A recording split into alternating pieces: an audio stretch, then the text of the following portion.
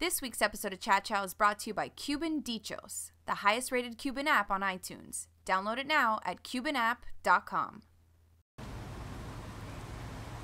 On this week's episode of Chat Chow, we'll be speaking to Brian Mullins, owner of Miss Cheezious food truck here in South Florida.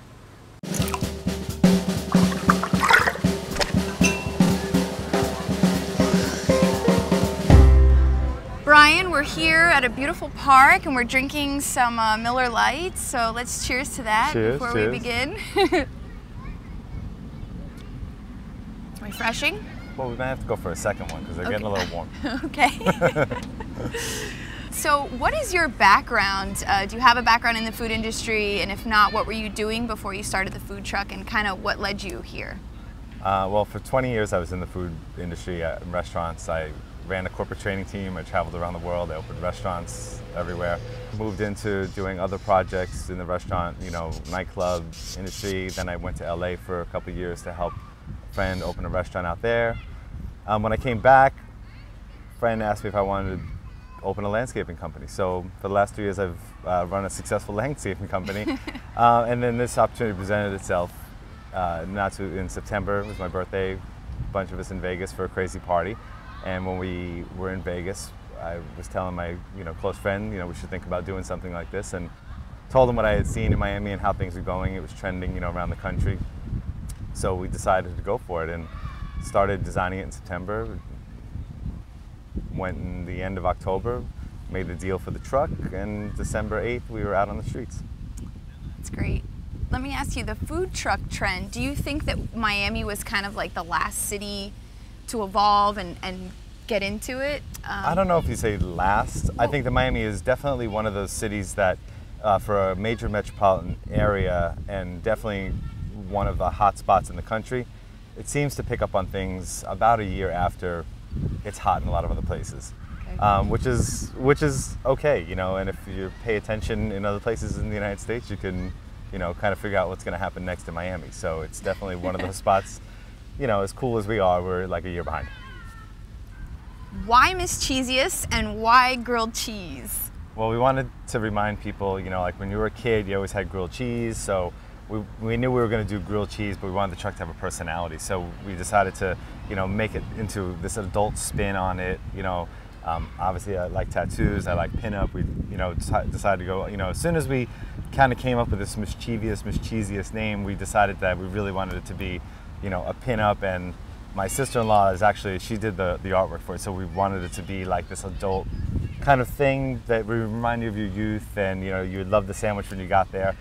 Kids are enamored as soon as they walk up to the truck. They go to these truck rallies. I want this one. They don't even know what they're looking. They see the truck and they want it. And then everyone's taking pictures of it, so it's cool. So then would you say, is social media a huge part of what you do? I mean, do people call up on the phone or more followers on Twitter?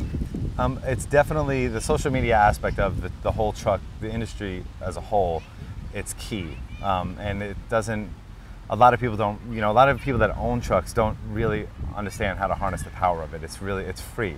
And you need to, but when I say free, you have to work that whole end, and people don't really use it enough. But we, with our truck, like I said, we want to create a personality. So, my wife, who handles all of the social media, she responds directly to everybody that tweets and everybody that posts on Facebook, and that really makes a big difference because it creates a personality and a buzz about the truck. Food truck frenzy, is this a trend, or do you think it's here to stay? They're here to stay.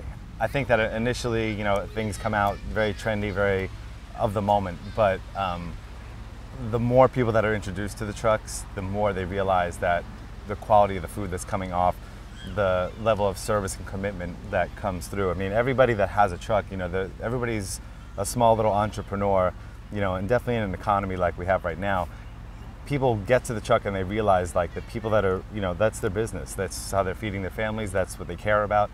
And the level of quality, the level of service you get at most of the trucks is much higher than people expected when they first walk up, and they're like, oh, this is a cute truck. And then they get their food, and then, next thing I know, they have 7 followers on their Twitter account because they created a Twitter account to follow us.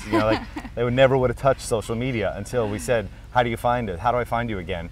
and then they're following us on Twitter. Is there word on the street, like from owners of real restaurants? Do you think that they feel threatened at all at how easy it is, you know, and how many followers you guys have gotten? I think the problem with a lot of businesses, restaurants that maybe aren't in good areas, you know, you really have to look at your own business. Don't worry about what I'm doing. You know, if you're doing a good job, if you're serving a good product, your doors will be open and you'll be full. If it's empty, don't look at, you know, everybody else. That's not the problem. Mark Zatoni from The Standard, we told him we were going to be interviewing a food truck, and we asked him if he had any questions for you guys, and his question was, how are you all dealing with the influx in gas prices, and is that going to change, you know, do you have to add a surcharge, or is that going to change your costs? I don't think that you know, as high as they say that they're going to get, I don't know that they're going to get that high that it becomes, you know, oppressive to us. I drive my truck from one place to the other and I park. So I don't run around, you know, and actually, you know, what we really go through more of than, you know, I have a diesel truck, but what we go through more of is propane. And actually propane prices actually have come down. So, you know. Man, I wouldn't even thought of that. Yeah, so I mean, it really, you know, there's a couple of the other trucks that use gas and maybe it's a little bit different for them.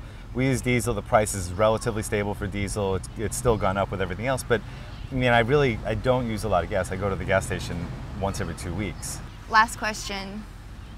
Last meal on earth, what would it be? Grilled blue cheese and bacon. Is that your favorite on the truck? That's my favorite.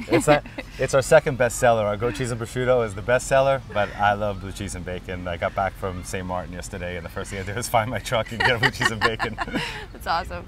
Thank you so much, really. It was a pleasure. Let's cheers. Thanks.